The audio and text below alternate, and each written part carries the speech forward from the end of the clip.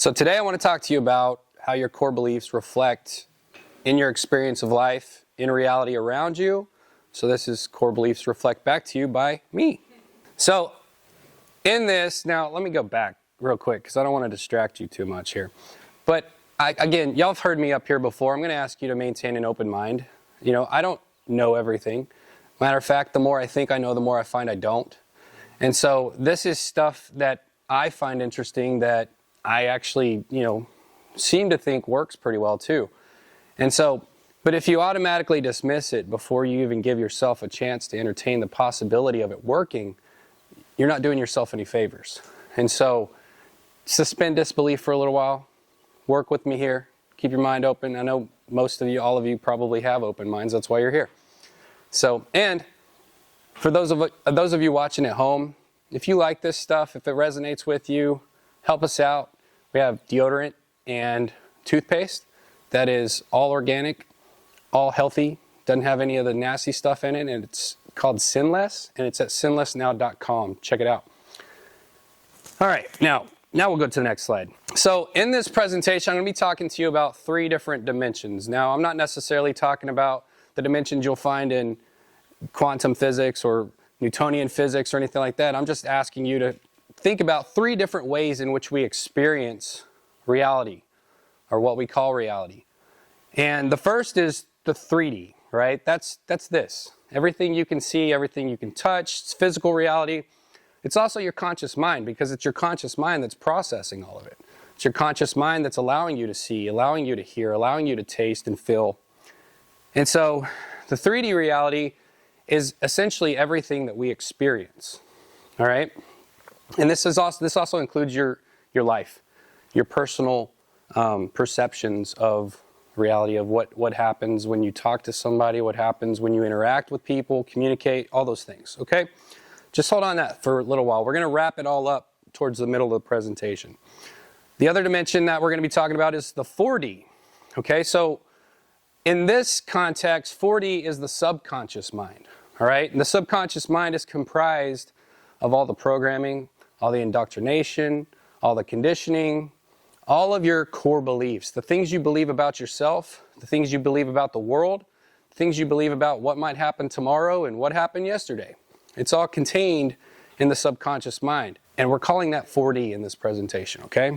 Then we got the 5D. This is the third one. The 5D is what we refer to as God.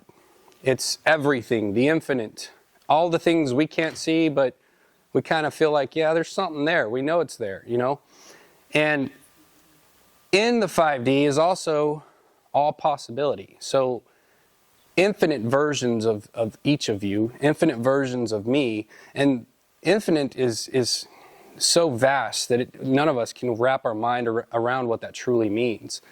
But there's a version of you for everything you could possibly imagine yourself doing, existing in, living through, anything like that. It's all possibility in the 5D, and there's no time. It's all existing at the same time, right? So it's timeless. Now, from a scientific standpoint, if any of you have ever read anything by Joe Dispenza, you've heard the term the quantum field, right? That's also what we call the 5D in a scientific way. It's the quantum field, the realm of all possibility, and what we draw from to experience here in the 3D. So then we got the mirror principle. Okay. So I want you to imagine for a second you're looking in the mirror. And when you're looking in the mirror, with this principle, you're considered the image, okay? Whatever the mirror is reflecting, it's reflecting from the image. The image is the thing looking in the mirror. The reflection is the thing that the mirror's pushing back, right? So if you are looking in the mirror, you are the image, the reflection is what you're seeing.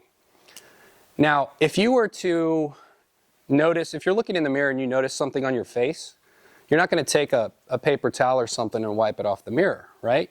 You can't change what you're seeing by trying to change the reflection. You can only change what you're seeing by changing the image.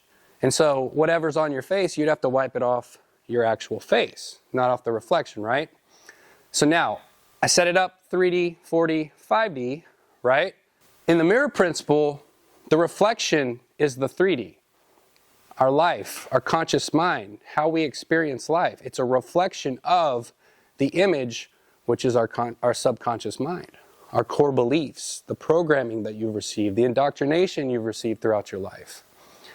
And so, just like you couldn't wipe something off your face on the reflection, you can't change your life by trying to change the 3D, by trying to change your physical reality. You know, we think, okay, I want to be happy, so I'm going to go to the gym, and I'm going to get buff, and I'm going to look really good. But you're changing something in the 3D. You're changing that, and that's not necessarily going to change your life or change your concept of life or your experience of life. It may make you feel a little better, right? I'm not taking away from that by any means. But in order to change your life, you have to change in the 4D, the core beliefs. You have to identify core beliefs. Figure out what core beliefs are holding you in that place that you're in and reflecting back to you in physical reality. Y'all with me? Okay. So, just in case you're not, I'm going to draw you a diagram. And this is how I make it make sense. Because the first time I saw this, I was like, whoa, like that's a lot of information, right?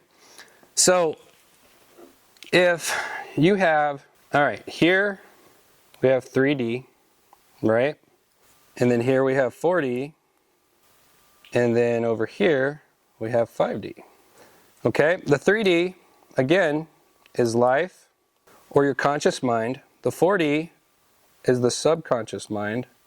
This is a lot harder now, because before I could like rest my hand on it and it wouldn't change the screen, but for some reason when I touched it, it like made it go away. And 5D is God, or the quantum field. My handwriting is terrible, just go with me. All right, so what we try to do is we try to change things here in the 3D, and we find that nothing really changes. You know, you can decide, okay, I want to stop drinking, I want to lose weight, I want to, you know, change my relationship or whatever, and you're trying to force things to happen in your actual physical life, in your physical reality. Meanwhile, the subconscious is still believing that the thing you're trying to change isn't possible. So, we're going to jump to the common beliefs. All right, so when I explain the mirror is the part that made the most sense to me, because if I'm looking in the mirror and I'm trying to change what's reflecting back to me, I'm failing. I'm not successful. And every time I fail, I feel worse about myself. And I feel more like a failure, and I feel like I'm not enough. And so it's like you go through white knuckling, trying to become a better person, trying to change things in your reality, and nothing seems to be working. You know, who's ever been on a crash diet? You know, you say, I'm not going to eat carbs ever again, right? And then a week later, you're shoving Dairy Queen in your mouth, right? Like, and then not only that, but it creates this cycle of, I'm not going to eat carbs anymore. Oh no, I ate some carbs, I'm a failure. Now I feel worse. And it's only contributing, like changing your 3D reality, changing your physical reality is only contributing to making you feel worse and perpetuating these habits that you would like to get away from. Now, there's a lot on the screen right now, but these are, I think, 8 of the most common core beliefs that I've seen. Some of these I've struggled with myself. Some of them I've helped other people who've struggled with them. But the idea behind all of this is to identify what core beliefs are affecting you. What core beliefs are weighing you down. I'm not good enough. Does that resonate with anybody? Ever felt, I'm not good enough, I can't do anything right? That core belief stems from childhood experiences where you felt judged or inadequate. In adulthood, it can manifest as self-doubt, perfectionism, fear of failure, and it holds you back from your true potential. You know, when you look in the mirror, what do you see? Do you see a confident, daring individual, loving individual? Or do you see all the flaws that you think you need to fix? All the things that you think make you unworthy of love? Another common core belief is, I must please others to be loved. That's people pleasing. You know, that's the only way that people are going to love me is if I'm doing everything for everybody. And that's constantly giving of yourself and never filling your own cup. You know, your cup needs to be full before you can pour into other people's cups. Many grow up believing their worth is tied to how well they meet the expectations of others. And it leads to people-pleasing behavior and neglect of one's own needs and desires. How about mistakes are unforgivable? Anyone still holding something against themselves that they did 10 years ago? Yesterday? Beating yourself up? Huh? Yes. Yeah, yesterday. I shouldn't have ate that ice cream, man. What about, I must be perfect to be accepted? That's a mentality I see a lot in my line of work, in therapy. You know, somebody comes to one counseling session and they expect their life to completely change overnight. And so then they beat themselves up because they're not changing fast enough. But that's a core belief. That's because like every time you brought your report card home, your dad said, oh, B's and C's, that's not good enough. Oh, you got 1 B? That's not good enough. Oh, you didn't get first place? That's not good enough. And that creates that core belief in your subconscious running all the time. I'm not good enough. This is never going to be enough. I can't do anything. I'm not successful. I can't be successful. I never have enough money. You know, whatever it is. If I express my true self, I'll be rejected. That one hits home. Because I've always felt like the black sheep of my family. And I've always felt like if I was to just be me, that no one would like me. No one would want to hang out with me. And that's one reason I love it here at Mystics of Texas, because I can be me. And I mean, it's like two parts. One, I know that y'all aren't like, oh, that guy's a fucking douchebag, you know, but at the same time, at the same time, I'm not thinking, I wonder if they think I'm a douchebag, you know, like, and so it's like being around people that accept you for who you truly are. You don't have to push it in their face. You don't have to demand that they do it. You just have to separate yourself from the people who won't and find people who will. Plain and simple. Many learn to suppress their individuality to fit in to avoid criticism. Anyone bullied in high school? Yeah. Anyone bullied as an adult? Workplace? Family? Church? Yep, been there. Another common core belief, other people's opinions define my worth. That one's tough, especially if you had a hard-ass dad or anything like that. You know, like the report card thing, the sports thing, you know. If they don't think I'm good enough, how can I possibly be good enough? You know, if my boss doesn't like something I do, how could I possibly be good enough to continue? You know, and living in that mindset creates the world around you. What do you think happens in your world, in the reality around you, when you don't think you're good enough? You have plenty of opportunities to see how you're not good enough, because that's how you're thinking. Thinking, if I'm not good enough, then this is going to happen. And then when it does, you're like, see, I told you so. I told you I wasn't good enough. I am responsible for other people's happiness. That's a big one. That's a big one, especially in relationships. You know, you think, and it's also called codependency. And if you believe that your spouse, your partner, whatever, has to be happy, and if they're not happy, it's your fault, that's a core belief. That's a core belief that creates suffering. Life is a struggle. What do you think your life is going to look like if that's a core belief? Everything's going to be fucking hard, right? Like, yeah, the world is unsafe. The world is unsafe. We see that all around us in a lot of ways. You know, it's the reason why I stopped watching the news a long time ago, because it almost feels like that's what we're supposed to believe. That we're trapped in this hellscape, that nothing's ever going to get better, and the only people that we can depend on are the priests, the preachers, and the freaking government, right? No, not my world. My world is very safe. I create safety for myself and for others. I create safe places for people to take off their armor. That's the core belief that I hold. But it wasn't always that way. Now, there are many paths to the same destination, okay? I know this is a pretty heavy topic. You know, I identified some core beliefs that I would imagine everyone in here has struggled with at least one or two of those throughout their lifetime. But the good news is, there's a lot of different core beliefs, but you can discover which ones you hold still.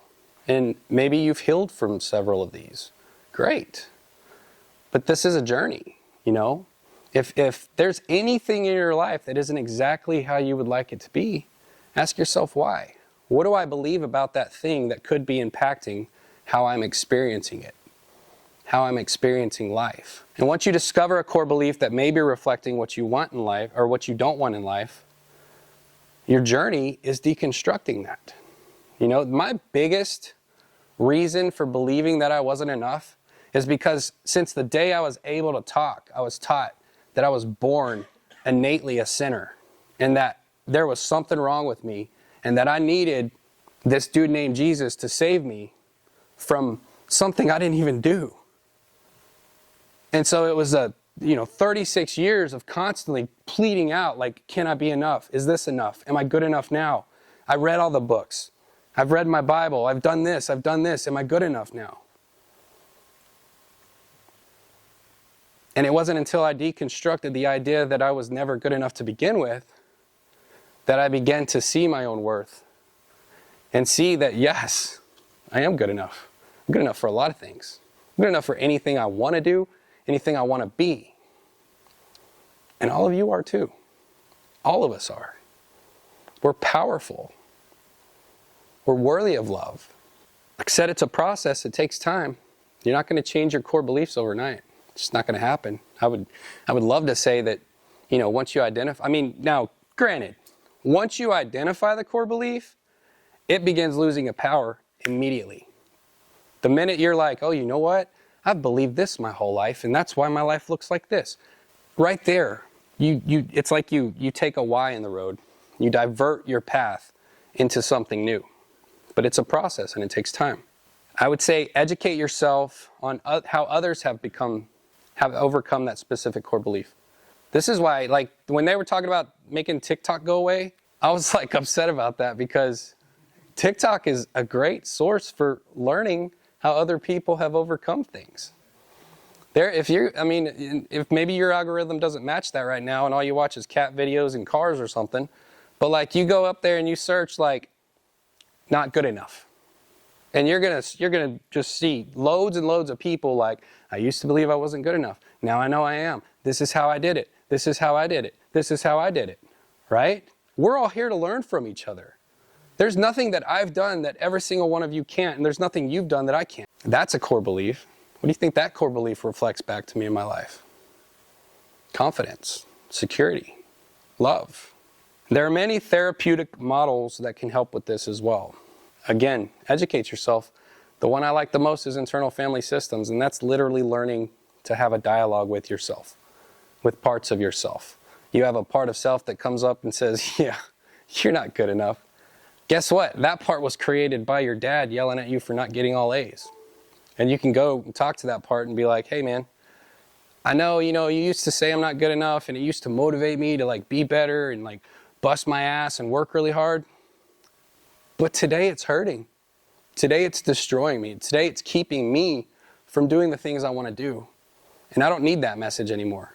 So can you tell me something else? And that voice is like, yeah, you know what? I care about you. I love you. Oh, I love you too. So what do you want me to do? Well, just encourage me. And the voice is like, all right, I got you. Every single one of those parts, every single one of those voices that you hear in your head that tells you you're not good enough or tells you, you have to please everyone else or that you have to, be something different than who you are to be loved.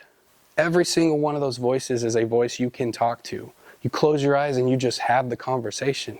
I know it sounds crazy. I'm not schizophrenic, I promise. But it's helpful.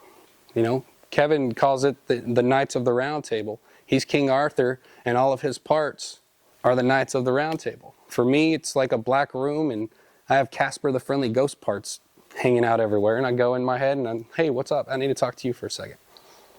For Kyle, it's a pirate ship. He's the captain. Whatever it is to you, take command of those parts. Don't be mean to them. That ain't going to help.